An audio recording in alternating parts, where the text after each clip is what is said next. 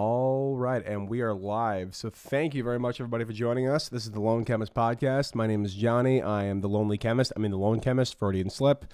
And yeah, so I am really excited. So I'm kind of making my way into the Film Hub YouTube sphere. So I've interviewed a couple people on that podcast, and here's somebody that I've been a fan of for quite a long time. And actually recently, before this podcast, I was telling him that he actually invigorated one of my loves of a certain musical group, Brockhampton, with one of his videos. I have, without further ado, Bailey from, he's one half of Breaking Banter. And then are you the whole half of Loverboy Media? Yeah, the whole half of Loverboy Media. So got it. That's completely solo, yes. Nice, man. Well, like I said, I've been a fan for a long time, and you're a creator that I've been watching for a good amount of time. But I only recently really got into your content. I always was a casual watcher, and then I saw your Loverboy Media stuff, and I was like, all right, this guy is clearly talented, and he's somebody that makes me also, on one hand, feel very fulfilled by what I want to do with my channel, and also really fucking jealous because you make fucking awesome stuff, and I'm like, God damn it! Like, I wish that I made that, But yeah, man, like I said, I'll keep sucking your dick for the next hour and a half. But you know, you that's why I turned up. Cheers, man. Cheers. Yeah. Yeah. Thanks for the new channel, because that's been like a passion project thing for a while, and I wanted to start doing video essays on Breaking Banter, but it just wasn't fitting into that kind of content, the review content. So I was like, I got to put this somewhere else. So it's had a pretty good response so far, considering that's only been up for like a month and a half or something. But sure. But yeah, good stuff. And thanks for having me on, man. I've I've only really started interacting online like in the last couple of weeks or whatever. But yeah, content's pretty banging as well. Thanos video last night. Oh really? So what'd you think? Yeah, big fan of it. Anyone who has not checked that out right now, go and check it out, because it really sold me on Thanos is actually amazing. So yeah. Yeah, the whole thing with the Thanos video, it's like, so, I mean, I think I'm a little more sympathetic to Marvel than you are, like, just in, like, talking and stuff. Like, I'm a big fan of the MCU because I'm a big comic book nerd from back in the day.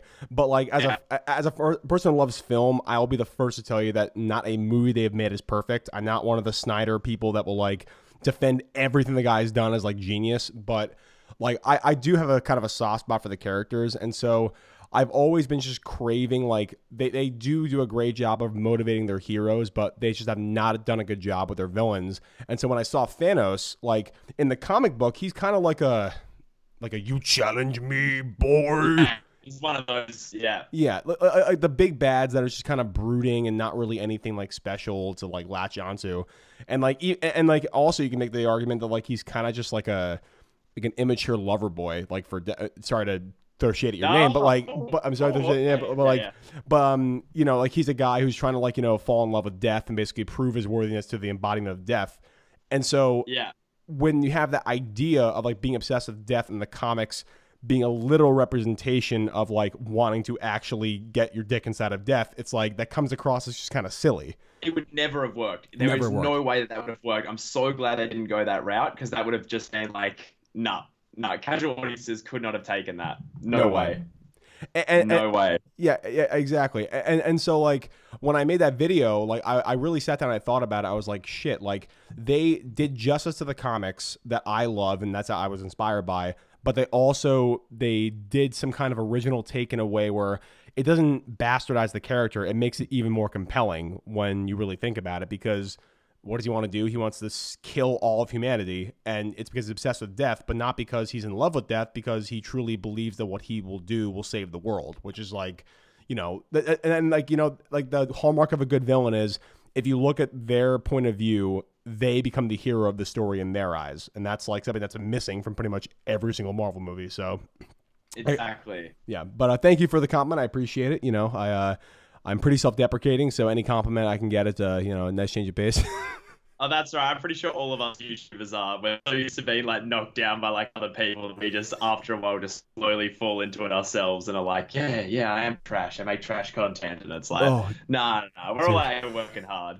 Dude, I posted my Adam McKay video essay on Reddit, and this guy, I'm pretty sure that he only watched about 45 seconds of the video, because he said, So you started the video saying that, you know, the most exciting filmmaker to Quentin Tarantino are these two directors. But then you say yours is Adam McKay, and you say he's very iconic. This seems very jarring when you think about it. What's the point of this essay? And I'm like, if you watch the other 9 minutes of it, like... That's it, man. They don't watch the whole thing. There's so much of not watching the whole thing, and they start having something like, what? What? I've made the whole... Why are you doing this to me? Yeah, there's not much you can do about it. Like, and it's like, I'm not like a nerd writer. Like, why is coffee so amazing? Like that kind of shit. I literally lay at the point as clearly as I can, as quick as I can. You just have to watch the 9 minutes of it. And I'm like, dude, like, I answer all the questions you're fucking putting. Just watch the video. If you're going to criticize me, that's fine. But at least reference the entire thing. But yeah, the amount of stuff you get where someone like starts jumping in on like, yeah, just going hard on one point. You're like, hey, 30 seconds after I made that point, it's fleshed out and it covers everything. That's why I never feel compelled to like reply to that type of stuff, because I'm like, the video has done the work. Like so much stuff now I have people like, especially reviews, man. Reviews all the time. People will ask a question, they'll be like, oh, so do you reckon I'll like it? Or stuff like that. And you're like, I'm not going there. I made it pretty clear in the video. That's the entire point of the video. Yeah. Just stuff like that, or just asking questions about, and it's like, I try to be as comprehensive as possible, or as articulate as possible, to get a point across straight away. And yeah, there's just too many questions that I've covered. You know what I mean? You don't have time to like reply to everyone. So yeah, another thing too, it's like with video editing, a lot of it is so redundant too, like having to listen to your fucking voiceover 25 times and you go over one little clip and like reanimating stuff, and it's like, I'm already been redundant for making this whole thing. I don't want to be fucking redundant and referencing the thing that I was redundant about. It's like, nah, big vibes on that. Yeah, I get you. All right, the tedium, I tell you. For sure. All right. So just generally about you, you know, you're obviously someone that I look up to a lot for being a content creator that like I kind of latched onto with the Brockhampton video, with your Dark Knight video and Shrek video. What got you started into just general entertainment critique? And I guess a more apt question is like, do you have another job besides YouTube? Do you do this as a hobby? Is it a full-time gig for you? I mean, what's the deal? My deal with this is kind of, it's strange talking about it, because there's so many people that I've met like in the last year or so, since I've really been using Twitter and stuff. Like, I've always been big, and I talk to a lot of content creators who like don't watch a lot of YouTube. Like, they don't actually watch a lot of stuff. Whereas any chance I get, like if I'm eating or I'm like cooking or washing the dishes or anything, if I'm back in the house, I'm always watching other content. Oh yeah. So I absorb the content. It's crazy. Like when I talk about it now, I've been on YouTube for like 4 years now. Oh wow. Which when you look at it, it's like, wow, I've had a really slow growth period in 4 years. But like, yeah, it's weird talking about when you see these people who have like started like in 6 months and they're at like 500K or whatever, and you're like, how? How did you do it? Teach me your ways.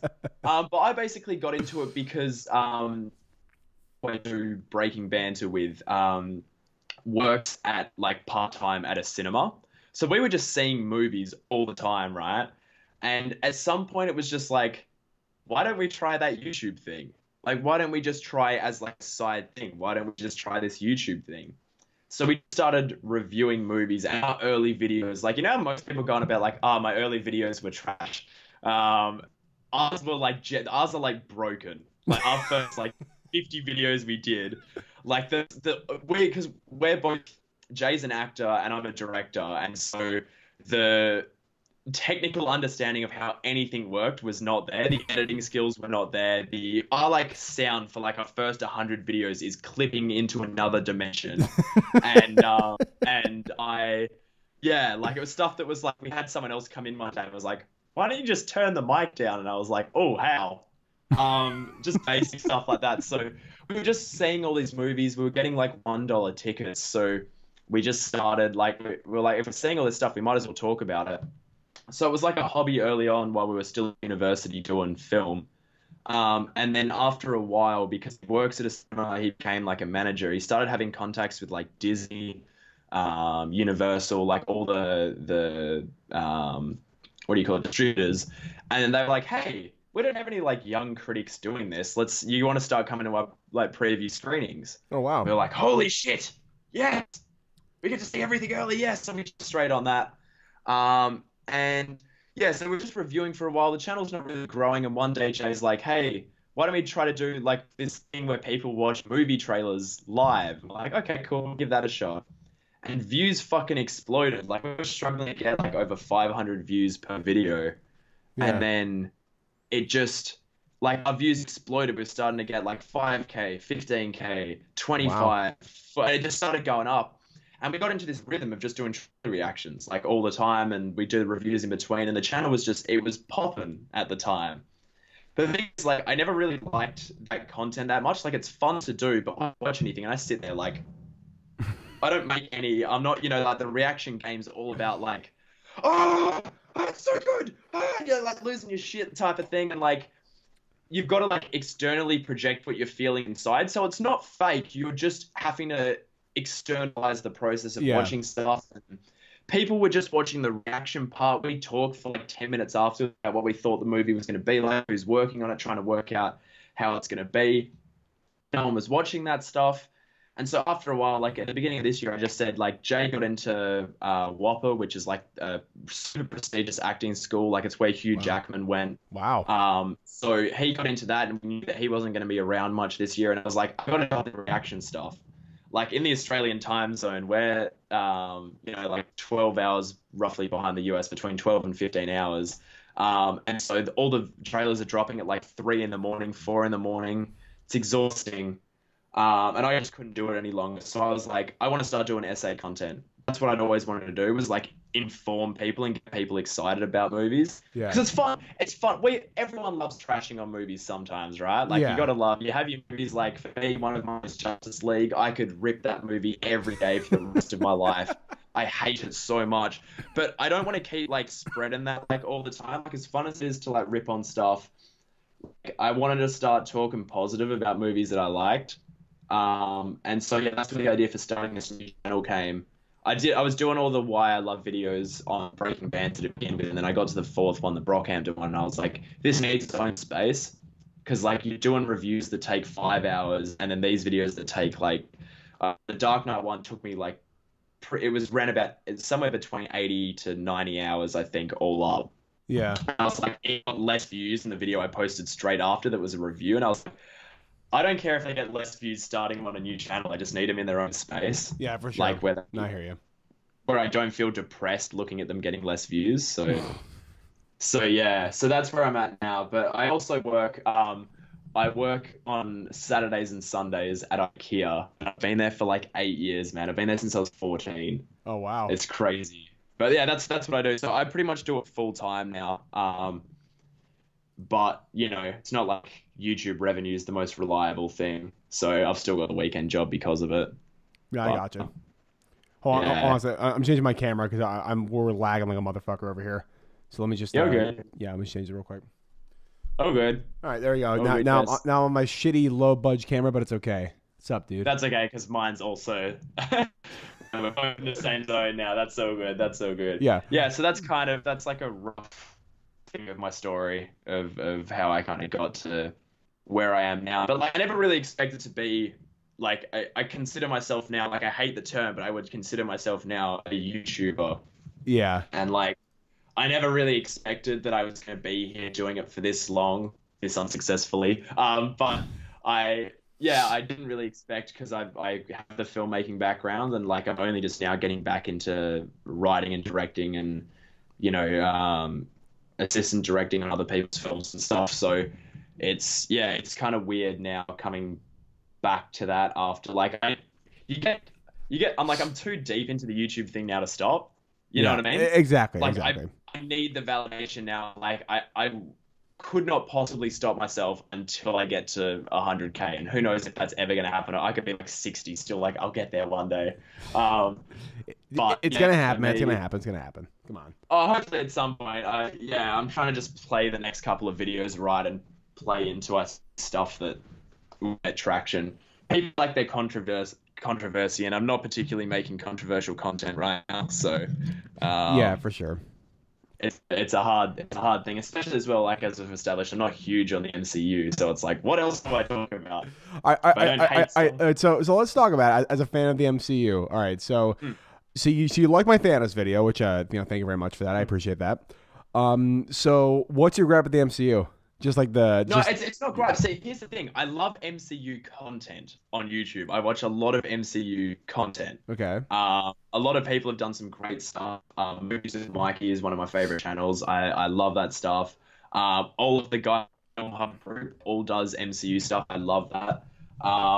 But it's just I don't get what a lot of people talk about from their movies when I watch them. Like I think they're almost all good. Like I'm in the rare spectrum where like I like Thor: The Dark World. I like Ant-Man and the Wasp. I like Iron Man 2. Even the worst stuff, I all think it's okay. I just don't think any of it's like none of it's hitting that like Spider-Man 2 level or like okay, sure. As a person, I love the Raimi movies, so I completely agree with you for sure. It's for me like, and I also have like a really different way of like watching movies in general. Just in the last year, I've kind of started to try to gauge how, when I'm reviewing movies, like being able to translate the way I process stuff back to a casual viewer. Because like for me, it's story first, right? But like if you look at like my Prisoner of Azkaban video, that's so much of the way I look at movies is like that creative storytelling. Like that's everything to me. Yeah. When I'm watching a movie, like how it doesn't feel like cinema or does it feel like kind of I don't know. It's like a weird thing. Like I want to get as much as everyone else is getting from the MCU movies, but they all kind of there's like this inconsequential feeling to a lot of them where like stuff doesn't really count. It just doesn't feel like. So have you seen the Spider-Verse yet? No spoilers for people. I'm not going to spoil stuff. Yeah. But so that movie straight up like early on is just like anything can happen in this universe. Yep. And yeah, it's the type of thing where I'm sure they'll be able to double back on stuff and all that. But like, it was immediately that feeling of like, holy shit, they did that straight up. I don't know if have you seen it yet? Yeah, I've seen it. I have seen it, and honestly, like, in terms of a Spider-Man tale, I think it's probably the best in Spider-Man 2, the Raimi film. Like, yeah, sure. and like honestly, like. I won't say it's better than Spider-Man 2, the Raimi film, but I think that like it comes really fucking close in such a weird way too. It's like they're like neck and neck, but because I feel like because they're different almost mediums, I get to like be able to separate them. I don't feel like I have to make them compete. Exactly. Which is good. But yeah, I don't know, man. The MCU thing, like I don't ever want to feel like I've got some stigma against MCU because when I review their movies, it's always like, oh.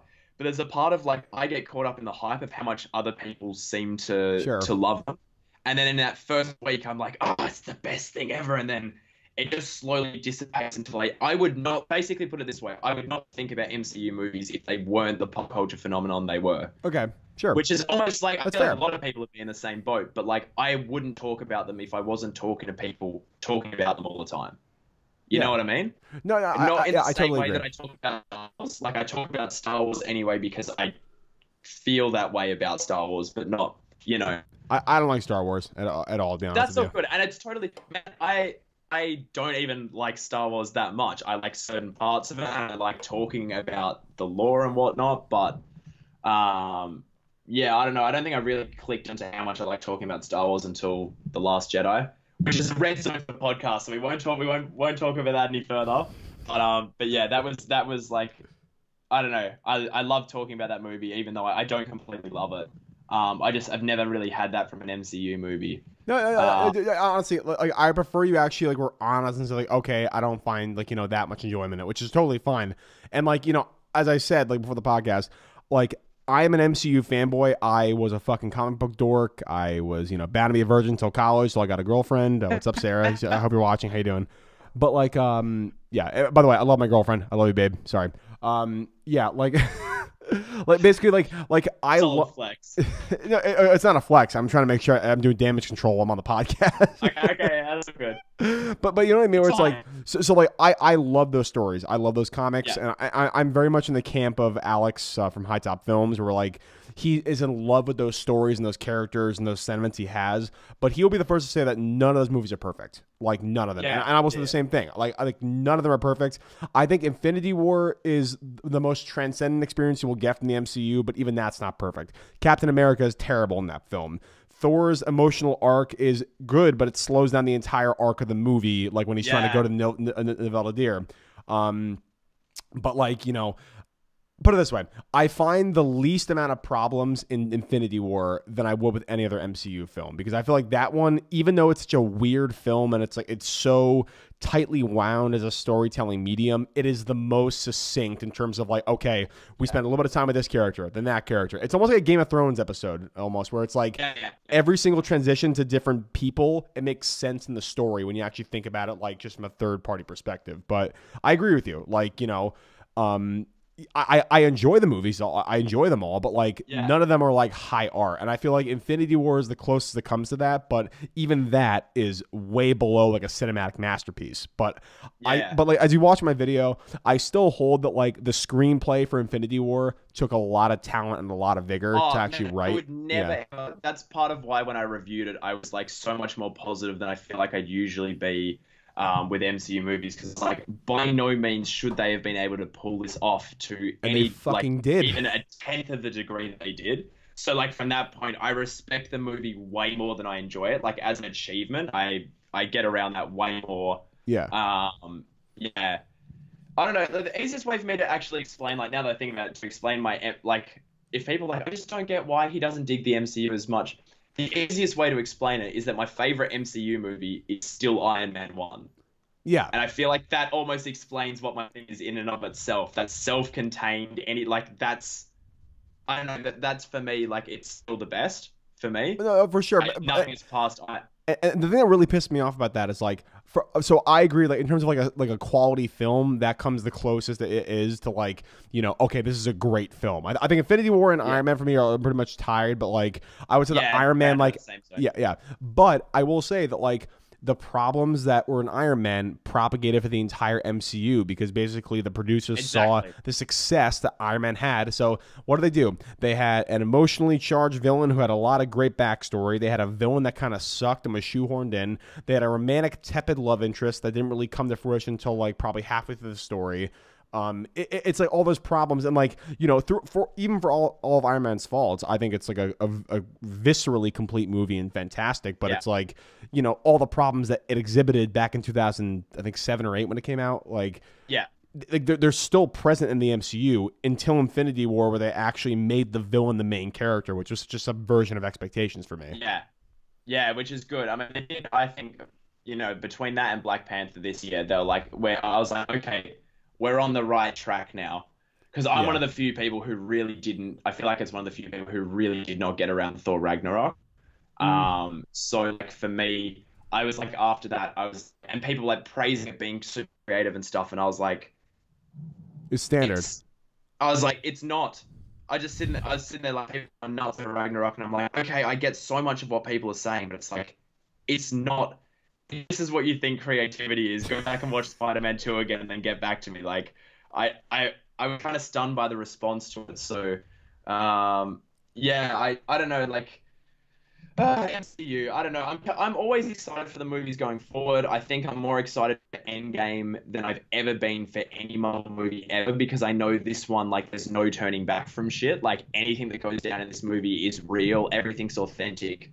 Yeah, I agree. Yeah, so I don't know. Going forward, that's what I'm about. I don't really care. But I'm not huge on the superhero stuff in general. I'd rather just, like, I don't really go through the hype cycle. I'd rather just be like, good turn movie up on the day, and if it's good, then I'll get behind it. And that's how I am for most movies anyway. Like, I don't watch movie trailers, so I don't have that hype cycle for most stuff. I see it all anyway. So I'd rather be excited about it after the fact. Which is a weird thing in like today's online kind of community, because it's all about the hype cycle, and then afterwards no one talks about it. No, for sure. All right, so let's get on a different hype cycle then. So like, you know, we can circle back to the Infinity War stuff. But before we get into like some chat stuff, I want to ask you. So you got into my contact list from Alex. What's up, buddy? How you doing? He tweeted out my Adam McKay video essay. Then you watched and you like somewhat enjoyed, so you subbed and liked my video. Yeah, I dug that one, man. Yeah, thank you, man. I worked hard on that one. That was I think of all the videos that I made, that's the one that I'm like most proud of. Where it's like, okay, I made the most cogent argument in this one as opposed to my other ones. Like, I feel like the Thanos one's a little bit overlong. Even though people seem to enjoy it and stuff, and like, I I don't know. I think that's a topic that needs like I think Adam McKay is severely underappreciated. I'm Exactly. seeing Vice on Wednesday, and like the jump to the Big Short was like that's one of the greatest cinematic leaps I've ever seen. So your thesis of that video just from the get go, I was like, yes, yes, yes, yes, Yeah, major appreciation and for it. dude, it's like, so when I first saw that movie, I legitimately had no idea who directed it. I like the entire film. I don't, and like I'm like you. I try and stay away from like fucking trailers for the most part. I don't Yeah, like to like spoil the way that I react to a movie. And I watch it, and I'm like, this is like the coolest. What did Taika Waititi make this? Did fucking Wes Anderson make this? I'm like, this is yeah, so quirky in like the weirdest way. And then when the credits rolled, directed by Adam McKay, I was like, what the fuck? Like, yeah. I'm like, I didn't know that Adam McKay was this intelligent and this insightful. I'm like, what the fuck? So, like, I go back and I watch his movies, and this is probably like 2015 when I first saw it, and I was like, holy shit! Like, even though this is so different in terms of quality, like his films actually allude to the fact that he's a political junkie. Like you know, Yeah. he pokes fun at certain aspects of American culture in every single movie that he makes. Like before Step Brothers, for example, he has a George Bush quote. Before Talladega Nights, he has Eleanor Roosevelt quote. He talks about, you know, corruption and the pension fund release. A release scandal that was in New York and like the other guys. So it's like in all these movies he has actually politically charged content. And so now, like the topic I want to talk about, he's actually making political satire with Vice. So Hmm. what do you think about that movie? Because Well, I, I saw the poll that you put on Twitter. Yeah. Well, no, so I haven't seen it just yet. I haven't seen it yet. It should be on Wednesday that I'm going to end up. I'm probably going to choose it over Aquaman, to be honest. Dude. I haven't even watched the trailer for it, to be honest. I've been tracking the project since it was originally called like Backseat. Backseat, I yeah. think it was it was the initial title. I just so Jay's actually seen it already, and I'm pretty sure it's his favorite movie of the year, or at least in the Thank top God. three. He Thank was God. like he was losing his shit over it. He was like, it's everything that Big Short was, but just done better with a better team. Because it's got the composer from Moonlight as well. Dude, okay. Have you heard the score yet? No, because I don't listen to that stuff before, but he was Okay, like, man, so it's amazing. so I do have an exception for that. I try not to watch trailers, but I will listen to scores before I go into the movie because I just want to see how the tone is going to be. Yeah. That's the only teaser that I'll give myself. The score is so fucking cool. It's like it's the Yeah. most interesting fucking score ever. It's unreal. That's what Jay said. Oh. Yeah, so I'm just it was one of those movies like I didn't even realize it was coming out this year. So when I did my most anticipated list of like movies this year, I was like, there was actually so much that I missed. There was like Buster Scruggs I didn't know was coming out this year. Like there was a whole bunch of other ones. I was like looking at my list with all this shit packed in there. Like I was like, why is Aquaman on the list if we have a new Adam McKay film and a new Coens? But anyway, Yeah. like yeah, man, I'm honestly like, it's one that I'm like hyped through the roof to see. Like I missed a screening like 2 weeks ago because I was working on that day, and I'm devastated because I just want to see it so bad. Yeah, I me just, too. I honestly, I love the subject matter. I haven't watched the trailer, but I watched like there was like I might have just been the opening of the trailer, just the bit with Sam Rockwell and Christian Bale going back and forth as George Bush and Yeah. Dick Cheney. Yeah, And I was right, I like, like that.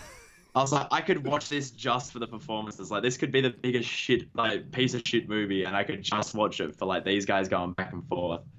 And like, oh man, yeah, I'm so keen, so keen.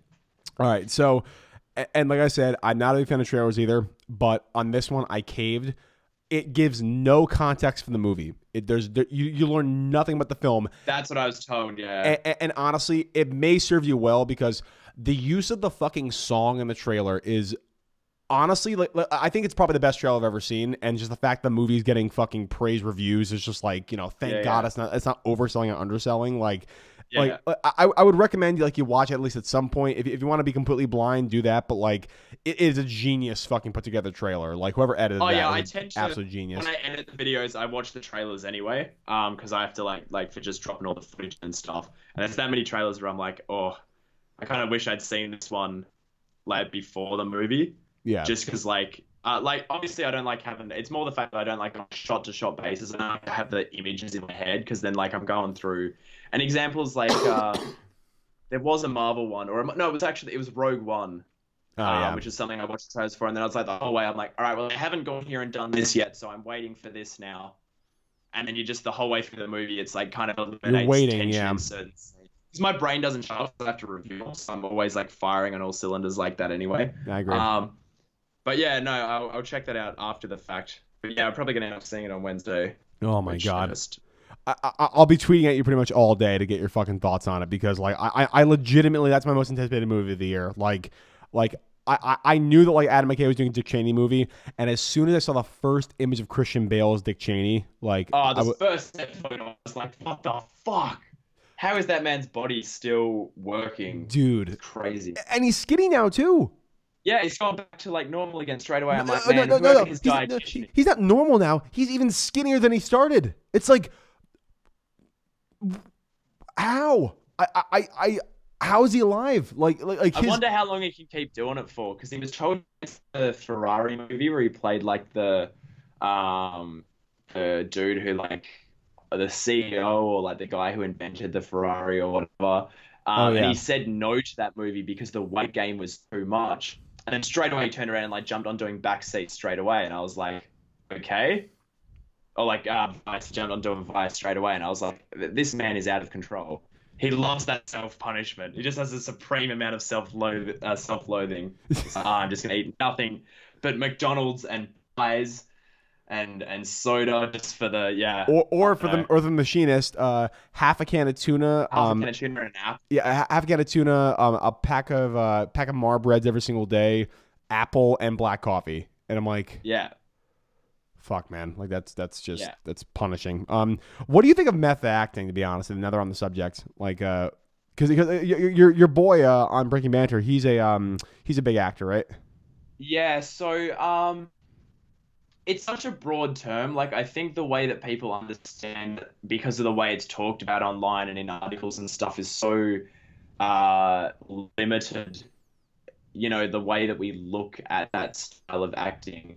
I think a lot of actors do it to a degree. Like, obviously, you've got your Chris Pratt movie star types that are going to turn up and they're selling themselves on being Chris Pratt. You know what I mean? They're selling themselves on, so they're going to turn up and they just kind of are doing variations of the same thing in every role. But like, I don't know. I don't really have any thoughts on it. Like, as a director, the ideal situation, especially at like an entry level, is you want to have actors that can just jump straight into it, because you're working super fast. It's super, super strenuous, and it's always like that no matter what level you're doing. But your support network as a you know, a younger director with a limited budget is way more hectic. So like, you want to have actors that are in the zone but are also like flexible. Like, I feel like at my level it'd be a nightmare having Daniel Day-Lewis on set, like in character as Abraham Lincoln the entire time, because you'd be like, yo, all right, so I got an idea for this, and it's just, it'd be so limited. Well, I didn't get the letter with my pen and quill. Yeah, exactly. I've got to like hand write everything to him. I've got to address him by Mr. President. Like, that's kind of inconvenient. But I don't know. It depends on. I feel like at a professional level, all actors have found a way to make that style of performance work in a film environment. Because obviously on stage it's fine. Yeah, exactly. You know what I mean? If you'd have your rehearsal process and you slowly get the character together, and then you just get it for the entire time. But when you're doing the film thing, I think it's interesting. I think there's a shitty stigma around it in terms of like getting awards for, you know, the awards run. With like, it was the whole thing. I think a lot of attention was drawn to it after Jared Leto's Suicide Squad thing, because it was all the thing about like, sending like fucked stuff to the cast. Use First of all, use condoms. The Joker doesn't care about sex. He's not gonna fucking like use a used condom. No. What the fuck? Like, no. It's just fucked up. Like, I'm a big fan of Jared Leto. He's like a star icon. I love the guy. He's cool as fuck. But then he does shit like that, and I'm like, what are you doing? I know. What are you, you know? So there's that weird trade-off where I think a lot of people like to talk about it, and then there's the guys that there's the actresses and the actors that actually do it. You know what I mean? Like the Tilda Swintons that go out and like actually, it's like the real deal. The Christian Bales that do the.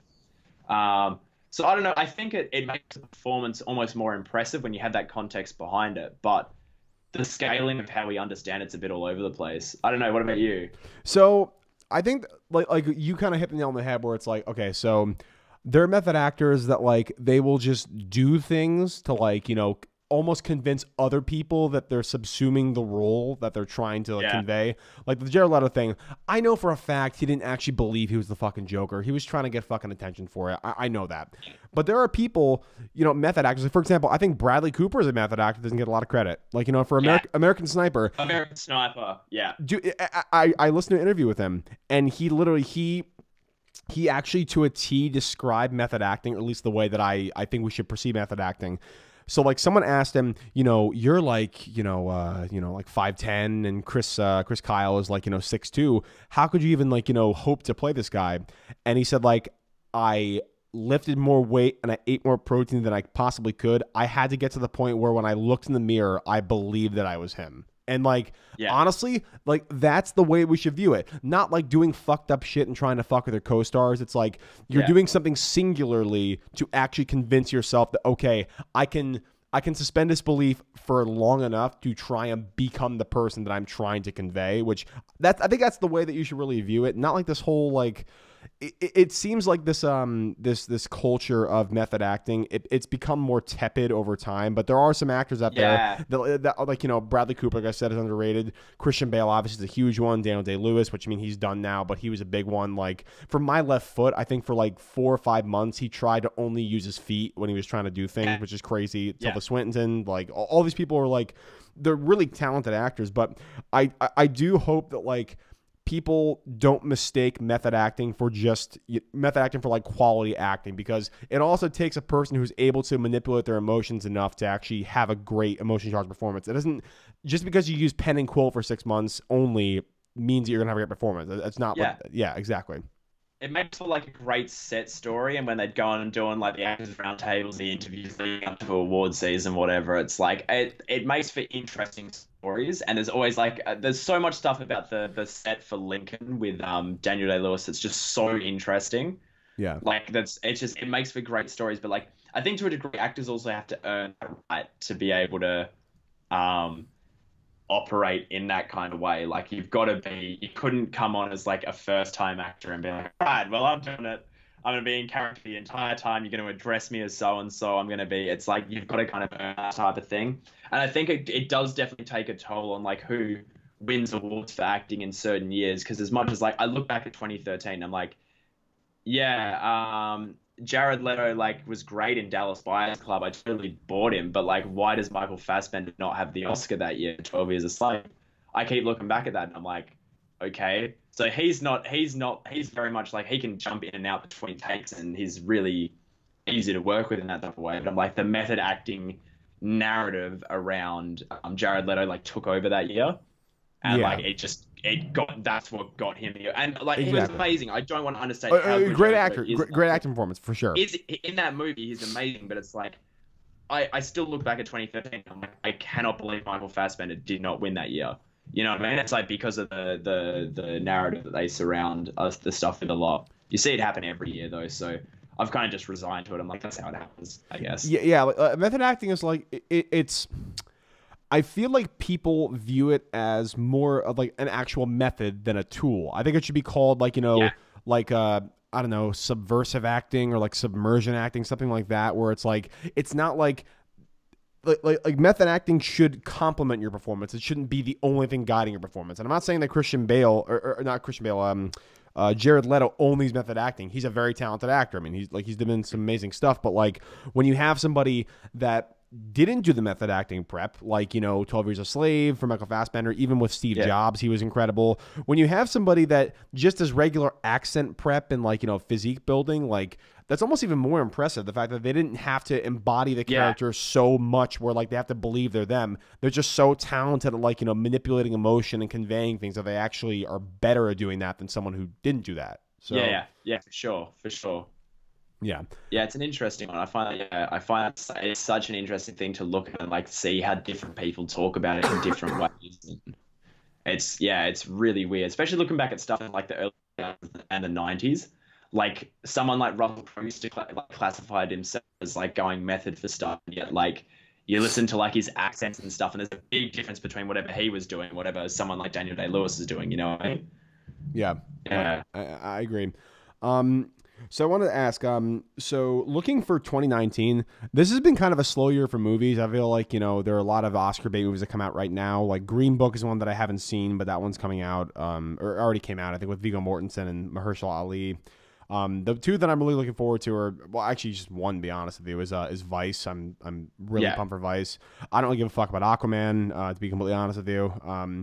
But I already saw in the Spider-Verse. For 2019, what's your film that like you've really like had your sights set on and you're like, I'm fucking watching that. I can't wait.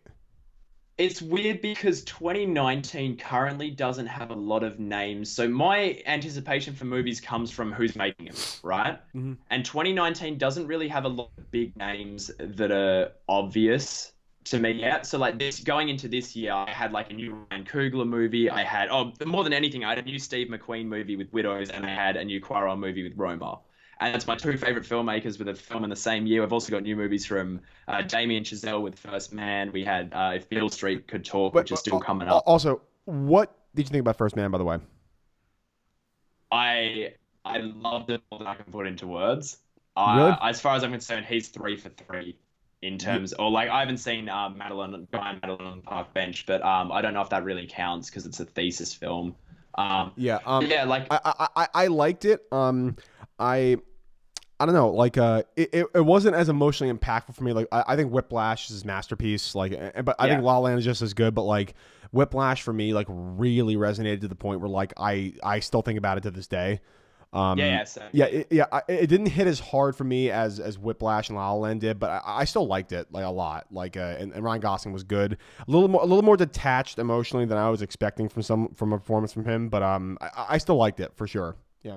Yes, no, it's interesting because a lot of people have had that same response. And for sure, there's definitely a degree of me going into it wanting.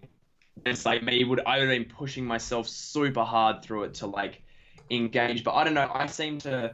A lot of people don't engage with performances that are that, like muted because Ryan Gosling is seriously dialed back. For me, it was just I've seen it twice, and the second time I watched it was a fucking mess from the start. Really? Knowing how, like, without like giving away how it goes, obviously it holds all like everything in until that one scene, Yeah. like towards the end, and it drops. And then I went back and watched it, and knowing the context of that the second time, I was like, from scenes early on, just the way he's communicating stuff, and I was like, oh my God, my heart, like knowing the context behind. So it's a weird one like that. I don't know. I loved it just as much as I've loved his other two. But yeah, back to the anticipation. Like I was trying to do a list. Actually, I got a list here because I got to do my actual video of like most anticipated movies of next year.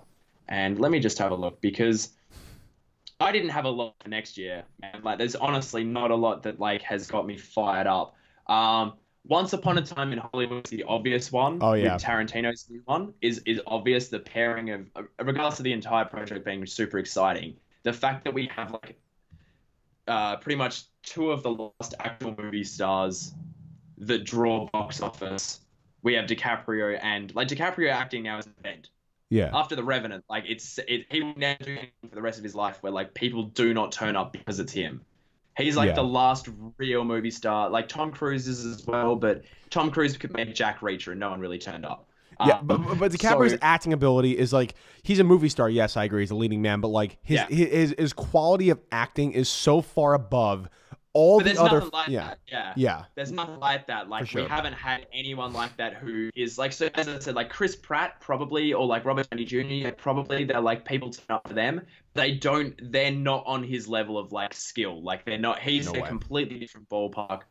So seeing him and Brad Pitt together is like that's a combination I cannot wait to see. Dude, the cast for that movie, just generally. The whole cast, the entire cast is like, I cannot believe they've got all that together. It's getting insane. Yeah. And also tying together Quentin Tarantino's script for all those people to play with is going to be just ridiculous. I can't wait. I cannot imagine a reality in which that movie is anything less than spectacular. Like I wasn't a huge fan of The Hateful Eight. I love it, so I love it, but I didn't love it as much as like Django Unchained or Inglourious Basterds or a lot of the other stuff he's done. Yeah. But like I highly doubt this won't be something incredible. So there's that. I'm super keen for Knives Out for Ryan Johnson's next movie. Hmm. May well, there's a lot of reasons, but I'm a huge Daniel Craig fan. Yeah, me too. Um, I think Daniel Craig is. It's such a shame that he doesn't act more.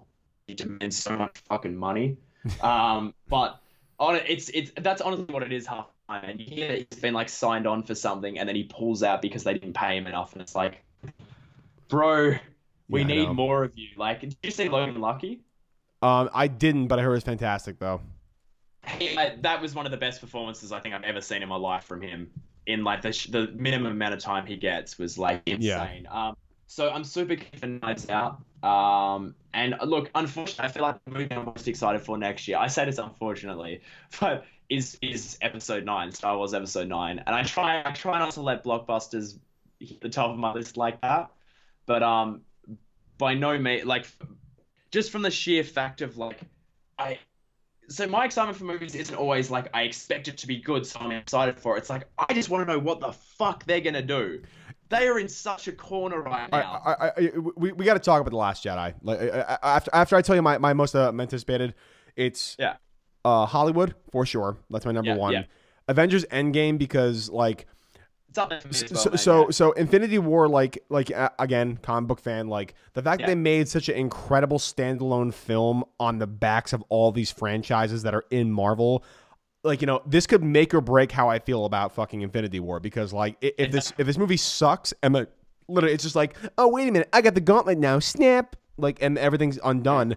That's gonna take away the emotional reaction that I had to that movie in the first place. So like yeah, for sure. yeah, so those are my two, and like everything else is gonna be background noise. But the Ryan Johnson movie will be pretty good. But John Wick 3 is the other one. I'm super keen for the third John Wick movie. oh yeah, well, I mean, those are like honestly like they're a guilty pleasure, but they're a quality guilty pleasure. Yeah, exactly. It's like the action, the cinematography in that movie is just top 10. Like it's incredible. Yeah, Like yeah. so So there's good. that. There's a couple like that next year where I'm like, yeah, they're not like movies that I'd usually be like all about, but it's just something, they're a lot of guilty pleasure ones that I'm kind of excited for. Again, as you said, quality guilty pleasure. Like I don't have no issue with saying to people, I love John Wick Yeah, because it, it's hard not to. it's just so good. All right, so we got to talk about the Last Jedi and Star Wars because like I'm not a huge Star Wars guy, but like I watch all the main movies. Obviously, I'm not like woke on Yeah. the extended universe. The Last Jedi. I want to hear your opinion on it first. Um, Look, I think it's my favorite Star Wars movie.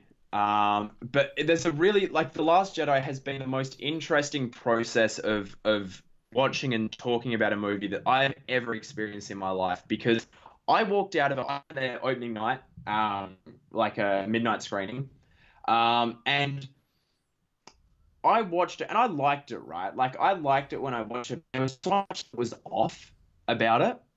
And a lot of people walked out on that opening night. And I talked to a lot of people. I just talked to random people. I was in that car park afterwards for like 4 hours or something, just talking to people about it. It was ridiculous. And like for me, I started talking to people and people would say issues that they had with it. And then I'd process it in my head and be like, over the space of like 2 hours, I walked out of the movie being lukewarm to going, holy fuck, that must be one of the best things I've ever seen in my life. And at this stage now, like I've seen it 9 times.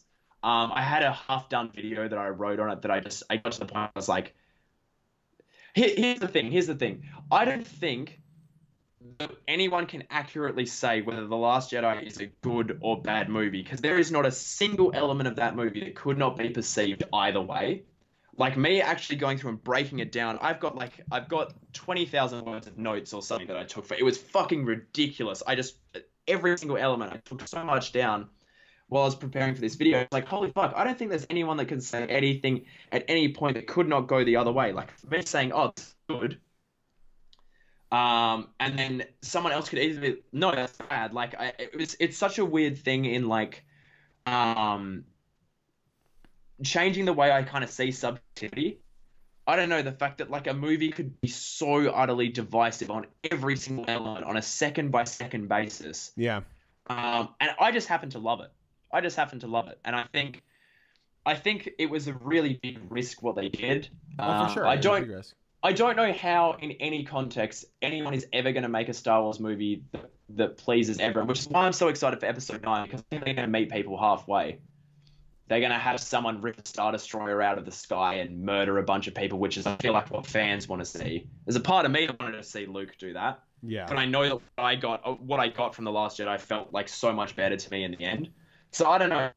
It's one of those things where I never hold anyone's opinion about it against them, because I totally get why. Yeah. So as a bracer for you, you could turn around right now and say, it's the worst fucking movie I've ever seen. Trust me. Let me be clear.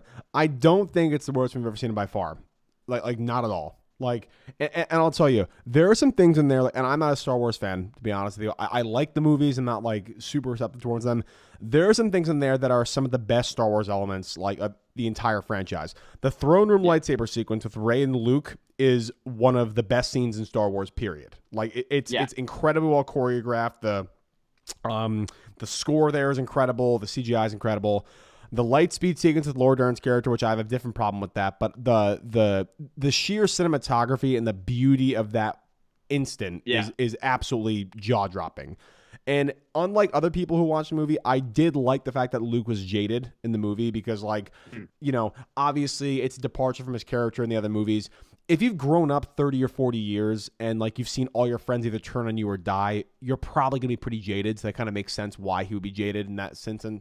But there was just a lot of plot holes that I just really couldn't get around that movie. I really couldn't. So let me tell you some of my big ones. So, number one, in episode 7, the whole point is to kill the Star Killer base. And we can have, like, subjective opinions aside about, like, if it's a good plot point or not. That big ass, like, sphere, big Death Star. Not a great idea, but I get why it's done. I get why every choice in The Force Awakens was made, regardless of how original. Trust me. I get that. But listen, at the beginning of the movie, there is no reference to the Star Killer base.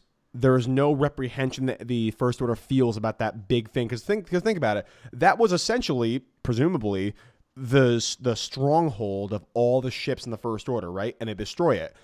At the beginning of the movie, it feels like the First Order, nothing really happened to them. It feels like it's just like they're just as powerful. Okay, another ship is destroyed, whatever. It's fine. So it's either one of two things. Either that was not the big base and they were mistaken, or it was they didn't really give a fuck about it, and it's like, okay, blast out of the sky. We have another one waiting for us a couple light years away and stuff. So that was my first thing.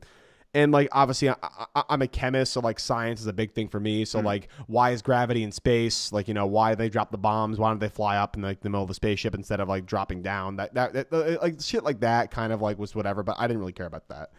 The biggest thing that I think was the problem was, so, number one, Carrie Fisher is dead in real life, and then they resurrect her in the movie, which the whole Force scene was kind of cringy, like when she, like, flies across the space. I mean, I get why they didn't cut her out of the movie completely, because it's disrespectful to have the character cut short because, she dies in real life and the performance is already done, basically. But I would argue that killing her off screen is even more disrespectful than killing her on screen when she's still, alive, presumably at that point, when she's dead. Because, like, what are they going to do now? They're going to have the opening crawl, like, Princess Leia is dead, like, after the fanfare. I think they're going to work around.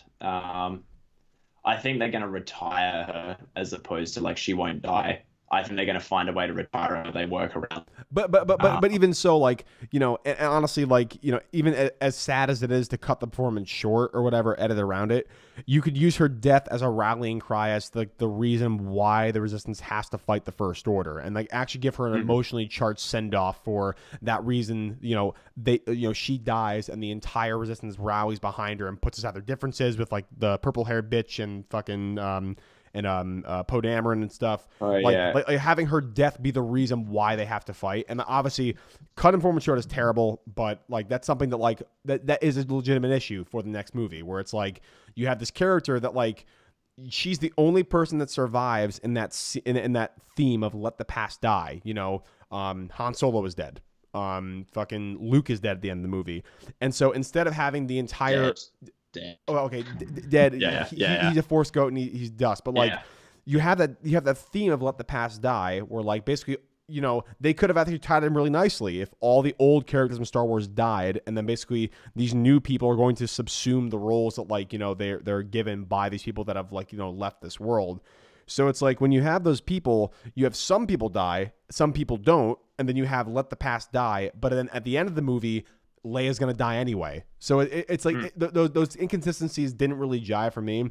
But the biggest one that I had a problem with was Kylo Ren. I think that his character was very, very choppy. I think that the fact that he kills Snoke when he doesn't really have a reason to, I feel like him killing Snoke, it was out of character. Like, and the fact that, okay, so at the end of the movie, you know, he fights the entire high command of the First Order and basically kills them all. He offers a chance to not be in the First Order and wants to join with Rey and like say, join the galaxy with me. Then Rey rejects him. And then Kylo rallies behind the ruins of the First Order that he helped create. And then he's going to go and fight Rey. Like, it just seems like those beats of the story, it's like, it just seemed like it was very convoluted. And also another thing was like, the thing with Laura Dern's character and Poe Dameron. Like, it feels like 95 minutes of that movie could have been cut out if those two characters talked to each other. Because like they talk this woman, so they talk this woman up as a genius commander and a brilliant strategist, and then Poe Dameron's presumably one of the best captains in the fleet. And so under new management, you should talk to each other, which you should do in any, you know, occupation, but especially the military when communication is key. So it's like you have those two characters that like don't talk to each other because like some immature shit, and it just seems needlessly vague and convoluted for the story because like, you know, it's a slow crawl, like to stay the distance away from the Star Destroyer, and then you have this random plot point with Rose and Finn and the code breaker, which doesn't really make any sense, to be honest with you. And like the only thing that the journey accomplishes is the fact that Benicio sells them out, and then Captain Phasma dies, and like, you know, it just. Here's the movie needed another draft, as far as I'm concerned. Yeah, right? for sure. There is no way that but here's the thing. So have you done any like writing of films before? Have you got any background in actually like writing? Have you ever written a film before? So not a film, but I have like a draft of like a short story that I want to make into a film one day. Yeah, but yeah. Okay, so here's the thing. So I had a friend who made a film Red Hood fan films, like a DC fan film, and it's up on YouTube. It was quite popular. Not Alex, someone else? Oh, gotcha. No, someone else. It's called Red Hood the Fallen. He's a good friend of mine that we work on stuff frequently, and he basically brought me on to help him out writing a sequel to it that it never came to fruition, and there's several reasons why.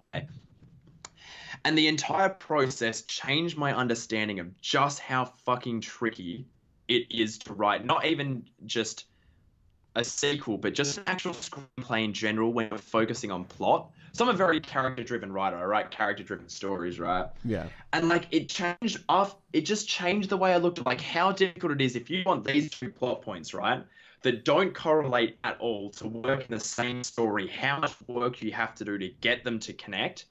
And The Last Jedi is a movie where I see how hard Rian Johnson had to work to make certain elements he obviously wanted to have, or maybe Disney mandated to have, actually work. So as far as I'm concerned, the Luke thing, Luke being jaded, not his fault. That's J.J. Abrams setting it up with no clear intent and him going, I guarantee that was, from all the behind-the-scenes stuff, I've watched everything. It seems like Rian Johnson walked into that scenario and went, what the fuck am I supposed to do with this? Yeah.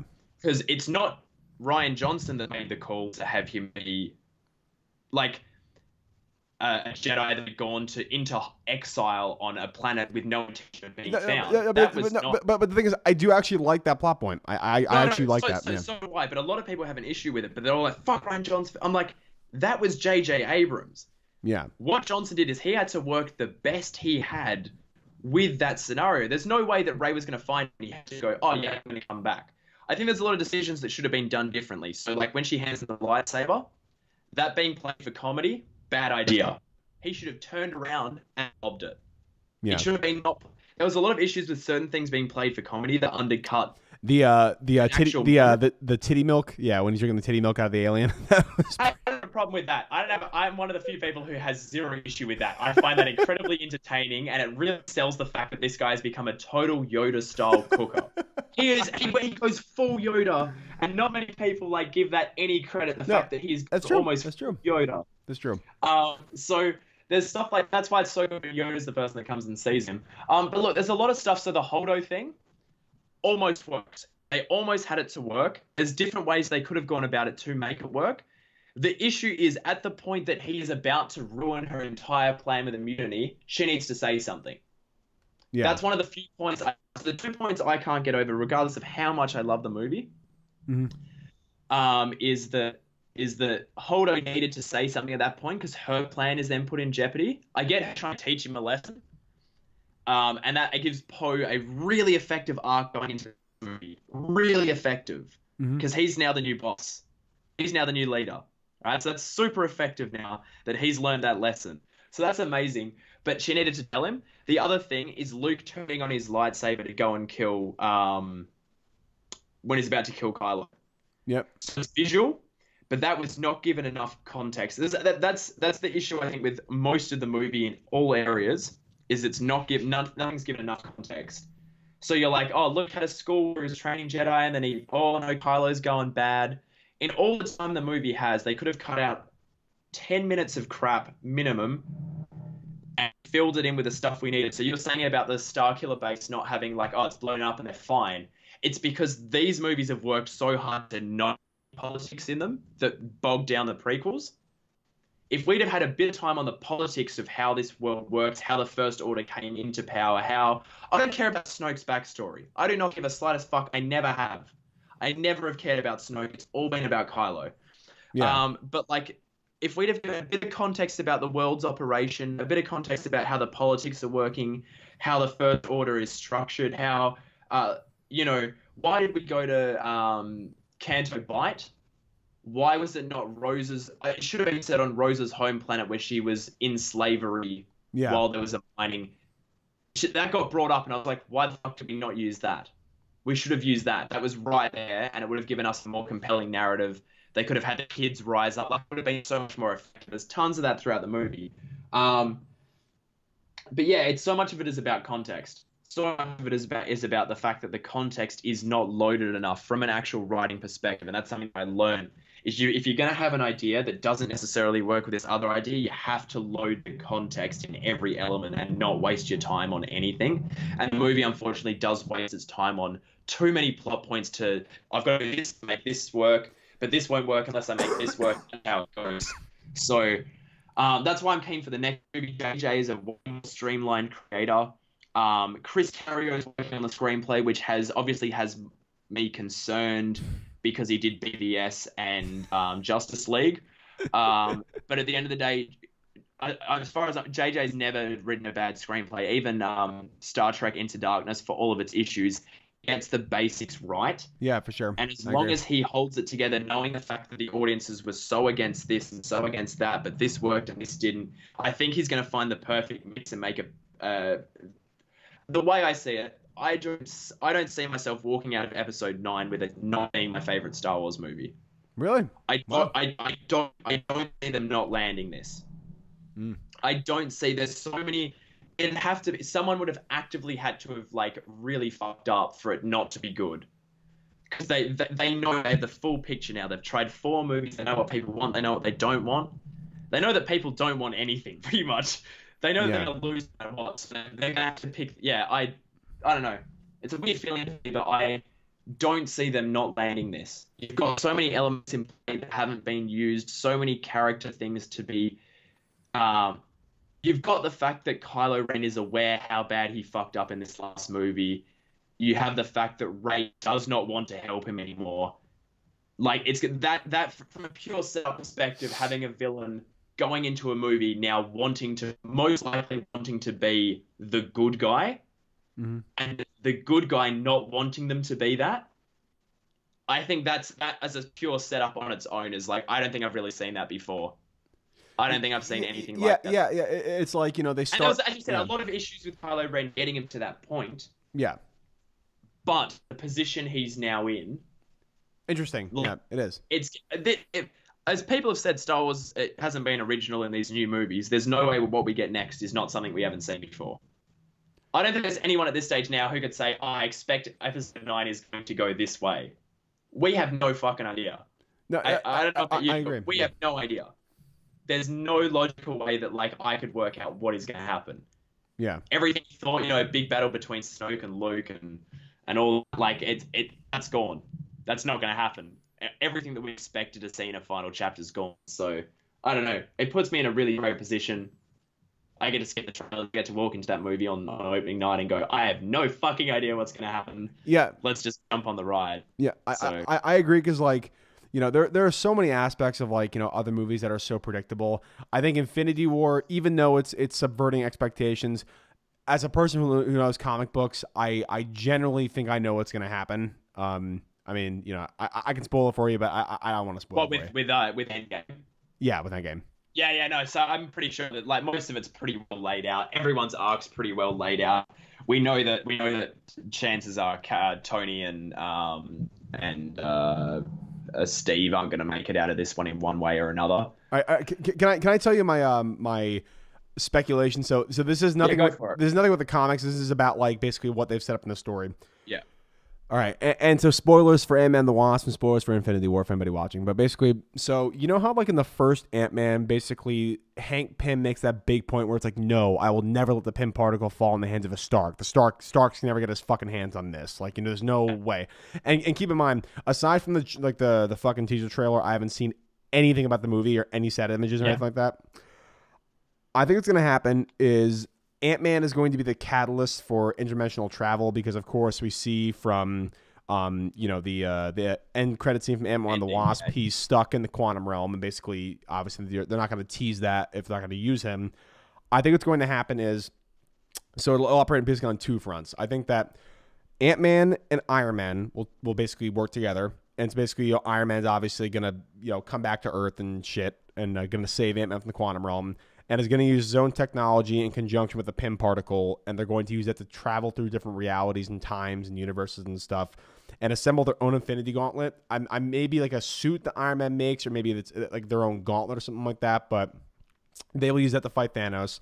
And in the real world, the Avengers will meet up with Captain Marvel, and basically that will be like the big fight scene where the Kree soldiers and Captain Marvel and everyone else in the Avengers that's still alive will fight Thanos. I think, and then, or it could be a thing where Thor is the one who goes back to the Velveteer because he has Stormbreaker and he has basically access to the Bifrost. He could ask, Peter Dinklage, assuming that he's like not dead, to make another Infinity Gauntlet, and that's how they basically get an Infinity Gauntlet, get the stones from other realities and stuff. But I think it'll be like one half like a buddy cop movie between Ant-Man and Iron Man, which I think will be really interesting because there's not really a way they can incorporate Ant-Man where it doesn't make any sense, where it makes sense other than that, in my opinion. And then like obviously like there'll be the textbook like closing loose ends and kind of like intergalactic war movie for the other half of it. Yeah, I don't know. Like I said, I've never really thought about it in terms of plot. So as I said, I haven't seen the teaser, so I don't really know. And I feel like it really doesn't give us too much to work off, right? Yeah. But what I'm expecting is looking at it in terms of arcs. Mm-hmm. As far as I'm concerned, Steve is going to die. Oh, for sure. I do not see a reality in which Steve is not a self-sacrificial death. Now, back in Infinity War, I'm 90% sure there was a phone call between Tony and Pepper where I'm almost 100% sure she was about to say she was pregnant. I'm almost there was, and it was cut off. So the way I say Tony's going to retire after this movie, he's going to, that's what he's going to do. So in terms of arcs, Cap has nothing left. He doesn't have anything. Like what's the name of his love interest? Peggy. She's dead. He's still a guy out of place, and I feel like he's gonna irreversibly die in this movie in a self-sacrificial thing, and I would be disappointed if that is not the case. Because there's someone to fill the Cap mantle instantly. We've got Bucky, we've got Sam. So looking at it in terms of arcs, like I'd like to see them spend a lot of the first half of the movie working through the fact that half the universe is gone. I think there's so much emotional mileage to get out of that. Because I was one of those people when I watched Infinity War, I was like, like at the ending and people were like fading to dust. I was like, holy shit, they've actually done it. Because I knew that was what was going to happen. The end of the movie, Thanos was going to win. There was no way Thanos was not going to win in a two-part thing. You can't have the heroes win and the heroes win again. It doesn't work. Thanos had to win. So, and then like obviously got to Black Panther and Spider-Man, and then most people reaction of like, okay, they're all coming back. But for me, like I had this thing recently where I was like, it wasn't about us. It wasn't about us seeing the characters die. It was about the characters seeing the other characters die. Exactly. And that's what it was about. So I'm keen to see going into this one how much mileage they can get out of the fact that so many people are gone. In just the world state, I want to see. It's the thing that made the Dark Knight movies and the Spider-Man movies the best superhero movies we've had, like the original Raimi Spider-Man movies, was the people on the street. Oh, yeah. And that's what superhero movies don't have enough of nowadays. And that's why Spider-Verse is so amazing. Spider-Verse gets it right. And dude, the most interesting part of Infinity War, I mean, one of the most interesting parts, the post-credit scene, we see in the moment what happens in the real world. The helicopters are crashing, planes are crashing, cars are crashing, people are like don't know what the hell is happening. Like and like I was afraid that would be like it was a self-contained thing, and obviously like everyone's like gonna be fine except for the Avengers. They show the entire universe experienced what the Avengers experienced. So much mileage we can get from that. I don't know if you've ever watched I don't know if you're familiar with the TV show The Leftovers. Oh yeah. Oh dude. I have mixed feelings about it. Yeah, I've watched the entire thing. Okay. Yeah. Okay, no, so that's my favorite TV show of all time, right? It's actually my favorite thing anyone is. I fucking love that show more. It's so fucking dark. I love it. To be fair, I fucking love it. Yeah. But like the opening of that, capturing that feeling, like the parents are gonna lose kids. There's so much stuff to draw out of that Marvel could. I don't know if they will. I don't know if I could trust Marvel after all this time to do it, but they could take it to the next level with that. And I want to see them get that mileage out of it, because people are not expecting to walk into this next movie because of the ending of the last one. Go, all right, good time. We're going to have a couple of laughs and everything's going to be all good. I think people are expecting a more hardcore experience than we've had. So I want them to see them capitalize on that. I want to see Cap die. I want to see Tony retire. I want to see formation of the new Avengers. I want Thanos to realize that. So I don't think Thanos is going to realize he's wrong, because that's was kind of in your video. He's not technically wrong. He just has to what do you have to have in your head to yeah, man, I can kill like half of all people, and that's totally cool. Yeah. I want him to have a moment where he's like, that's fucked up. Yeah. And I want him to, there needs to be something like that. Maybe Thanos doesn't realize that he's wrong, but it's like maybe he realizes that, okay, even though my way works, like there is another way that's not really ending in bloodshed that could have accomplished the same thing. Like that. Or it's a realization that like I can't do this to other people. Yeah. Like I want him. That needs to be the realization, I think, or something like that. There's a lot of, obviously a lot of people are going to come back. I want Loki to stay dead. I want Gamora to stay dead. I want there to have been some consequence along the way. But, obviously pretty much everyone's going to come back.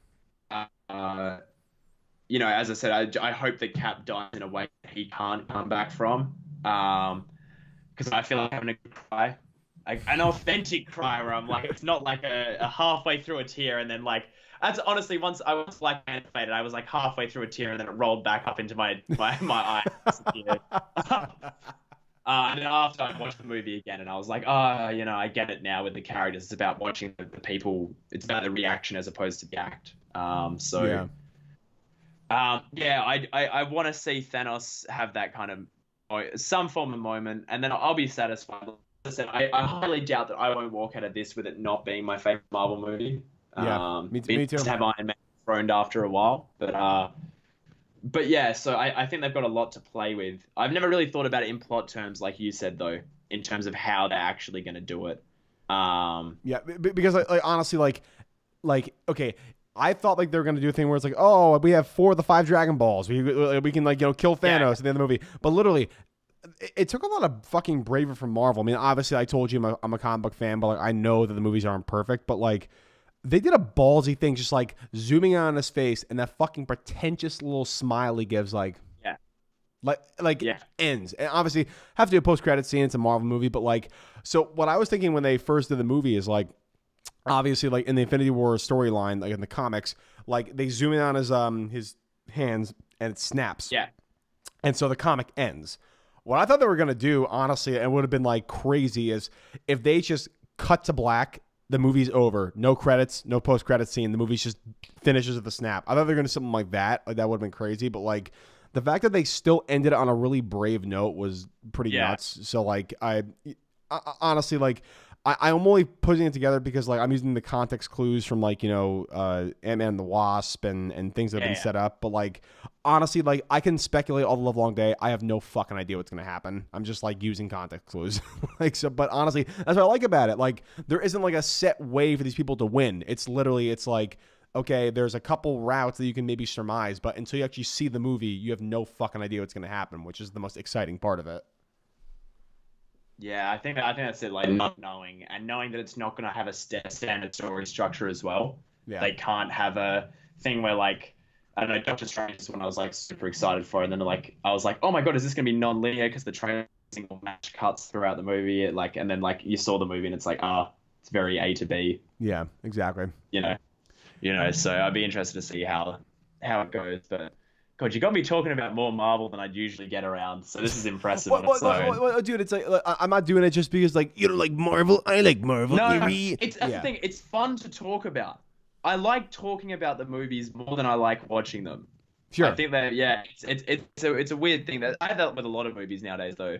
I didn't necessarily like love the experience of watching them, but talking like Buster Scruggs that just came out. Like I didn't really love watching the movie, but I love thinking and talking about it. You know what I mean? And for me, half the time that's just as good. Yeah, for sure. To be able to have the conversation afterwards about it and kind of develop it when you talk about it with other people. So yeah, and I feel like, you know, like I'm not a sycophantic comic book fan where it's like if you hate the movie, I want to fucking kill your family and I hate you. But it's a rare thing. It's a rare thing. It's most people these days. Yeah, man. So you know, we've been talking for like an hour and 20. So thank you for coming on. But like I wanted to finish off at this point here. Who's a creator, and it could be a director, it could be a YouTuber, it could be a writer, it could be some just general content creator that inspires you, but also encourages you to be better than you currently are for what you want to do with, you know, directing or writing or even just YouTube. Like, who's a creator that like, and it doesn't even have to be in film. It could be in music. It could be Brockhampton for all I know. But like, what's a content creator, an artist that like you really you watch them and you're like, fuck, I got to do better because like they're doing better? I don't know. I have a lot because like obviously I've got my hands in like a couple of different fields. Like yeah, obviously there's Brockhampton, which is kind of explains itself in that video that I did. But you know that's a big one because you've got them, you know, these guys just going out and getting shit done. They just hustle harder than it's just incredible. Yeah. But I don't know. Look, if I look at it in YouTube terms, movies with Mikey, so Film Joy. I don't know if you're familiar with the channel at all. I'm familiar with them. I got chirped in one of the comment sections my Thanos video. So. Oh, okay. Okay, no. So, but I like his channel though. It's very, very good. Yeah. Yeah, Mikey. Mikey's been someone I've been watching for years, and I think he's been the creator that I've kind of him and Patrick Willems are like the two biggest. Like, they're my two biggest influences on the new channel. Mm-hmm. But watching Mikey's stuff, like, I think elevating. So many of us are doing video essays, and the idea of elevating the video essay into like when Mikey releases a video, I can sometimes not watch it for like 2 weeks because I'm trying to get myself in like a position where like, I watch them on TV. They're like these half-hour videos that I, you know, watch on TV. It's an event. I don't pick up my phone while I'm watching them. I just sit there and cop someone who's educating me through a format that's creative and entertaining, and his content is what I aspire to. Like when I, you know, he's got this positive way of talking about movies and whatever he chooses to pick, but it's entertaining, it's full of personality, and it feels like each video you're watching isn't just someone getting the information across in a well-designed way, in kind of the way that I feel like maybe Nerdwriter does, who is, I think, the person that most people who do this video essay thing, that's like our benchmark is Nerdwriter. You know, we all come in, we've all doing the Nerdwriter voice, we've all kind of got that lean to it. But no, Movies with Mikey is a show that has like really changed. I think his show was what got me out of the reaction and review game on YouTube and got me into wanting to do the essay thing. Is like Yeah. there's so many interesting ways that we can talk about movies and get people excited and get people involved and get people. I think empathy towards movies is what I've been chasing. This idea of like empathy towards the creators, you know, even when you watch a bad movie, that person would have loved making that movie. They would have poured their heart into it. Yeah. I think a lot of people know him now from his Thanos video, which is like the only video he's ever done where I was like, maybe not. But yeah, I think he's probably my go-to. Anyone watching who doesn't know about Movies with Mikey, go and check out his video. It's really good. Yeah, he has good stuff. Yeah. Hang on, I'm trying to think of which video is the top recommend. Probably The Force Awakens. His Force Awakens video is like one of the best YouTube videos ever made. So anyone go check that out. I've seen his other stuff. I don't think I've seen Force Awakens though. I'll put that on my bookmark though. Force Awakens, Interstellar, and Prisoner of Azkaban. Especially if you're someone who is on the fence with The Force Awakens and Interstellar. His videos, I feel like have the... Yeah, I love Interstellar. Force Awakens, not that keen on. You're all good then. You'll be fine. But his videos got the potential to get anyone who's like on the fence to watch it, and they're like, oh, that's the real deal. Yeah. Okay. Yeah. Interstellar love. We're here. Yeah. There we go. Yeah, like Movies with Mike is a great one. Honestly, I mean, like to suck your dick a little more, I think you're probably one of my biggest inspirations, like to make myself better, because like, you know, and it's like, it's not like I'm like jealous of you, but it's like I said this, so I'm a host on the Secret Podcast. I don't know if you saw that on Twitter. I'm a main host of that podcast now. I asked Alex from High Top when he was on a question where it's like, you see something and it's not like you are angry with the person that like, you know, made it. You watch that and it's so perfect for your fucking style. You're like, fucking hell, I wish I made that. You know what I mean? Where it's like, like some of those editing choices you make, like in the Brockhampton video, I watched that and I'm like, God damn it, that's so fucking good.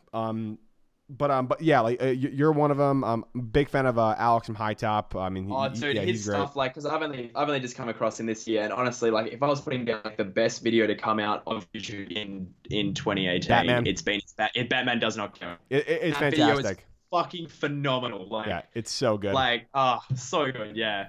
Yeah, he's been a big one this year who I've been like watching. I don't know, just quickly, like, do you ever have a thing like when you're writing a script for a video where like you don't want to like piss people off? Like, you've got a thing where like, I better not say that because someone's gonna like click off the video if I say that, or someone's gonna disengage. Like, I just watching Alex's stuff and seeing someone who gives zero fucks, not a single fuck, because it's so obvious that he cares so much. It's like, that's what I aspire to, man. Yeah, that's what I aspire to be able to say, because in real life I'm like, no, YouTube has made me like more kind of chill, I guess, and more, but like I aspire to just be able to fucking like flame on and just power through.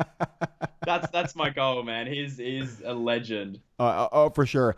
And it's like, it helps that I agree with him about basically all the points he makes and stuff. But it's like, you know, someone who literally has the balls to fucking just come out and do that. Like, you know, that's something you really only see with like political commentary. You don't see it with like film commentary, which is like so fascinating.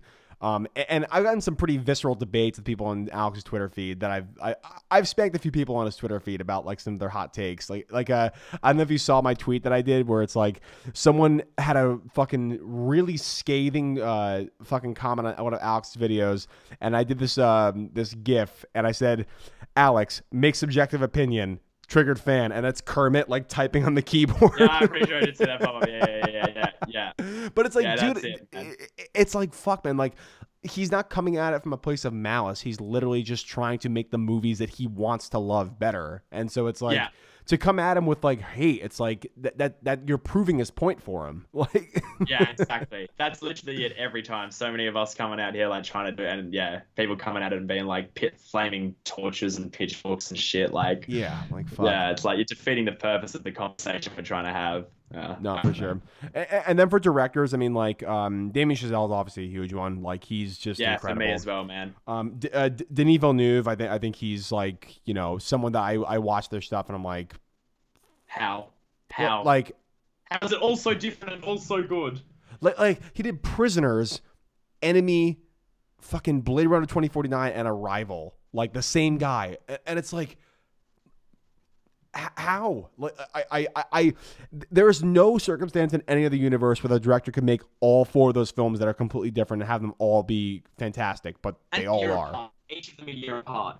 He did the back to back. He was doing them 18-month turnarounds pretty much on each of them. I'm like, how is that possible? It's nuts.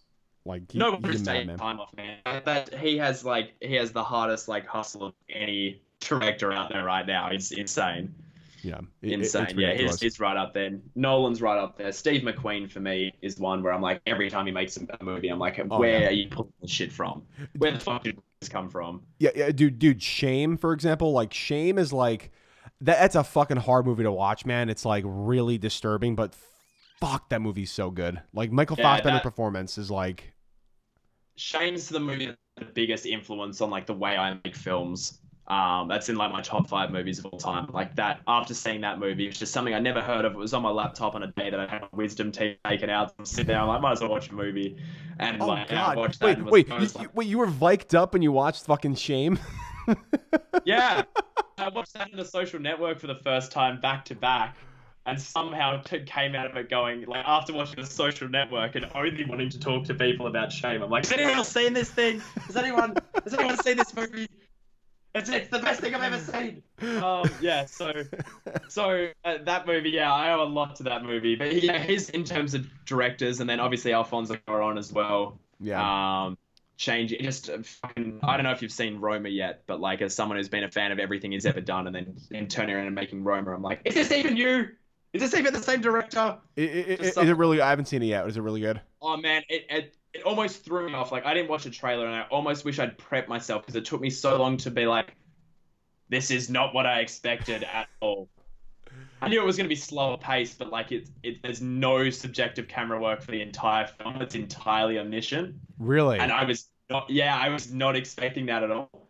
It's shot like a movie from the 60s, and it's like wow. What?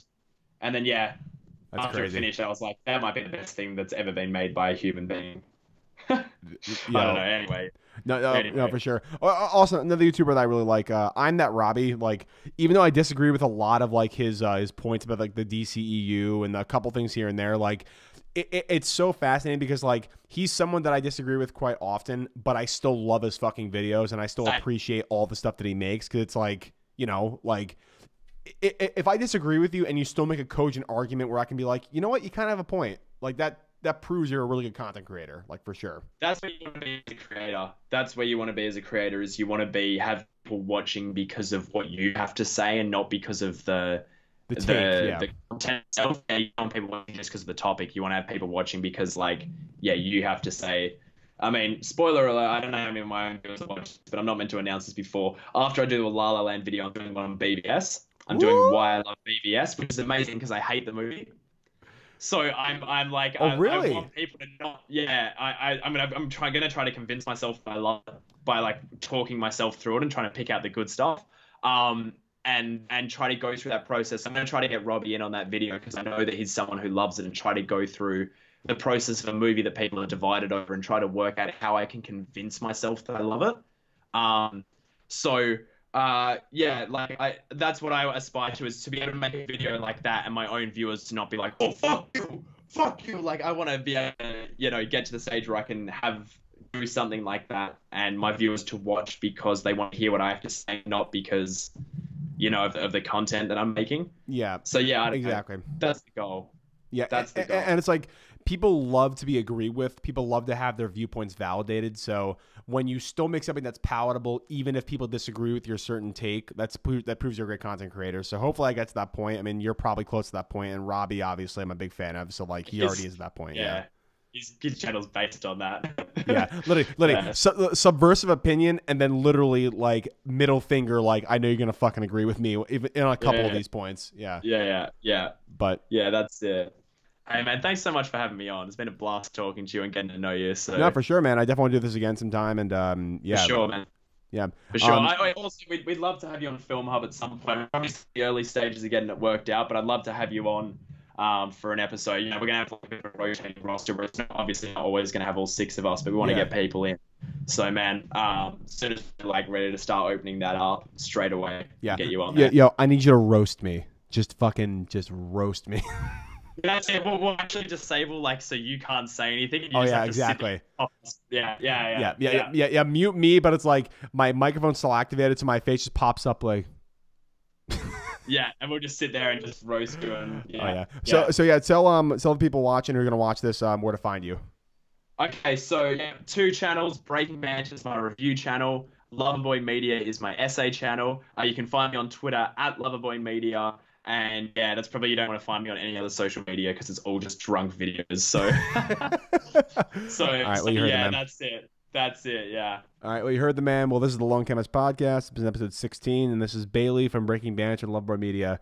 Thanks a lot, brother, and we'll talk soon. Thanks a lot, man. Ciao. Peace.